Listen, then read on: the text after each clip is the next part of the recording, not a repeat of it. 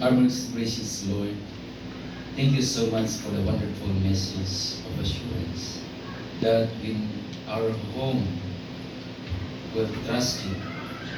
If our life will recommit answer, we will achieve a strong relationship wherever we go. Lord, this morning we plead unto thee.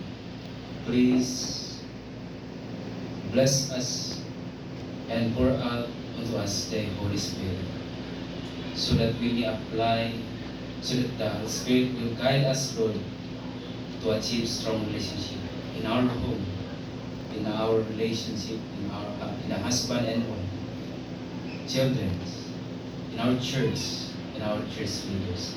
Thank you, Father, for your loving kindness and the promise that when we come to you by prayer, you are able to answer. We ask humbly this prayer in Jesus' name.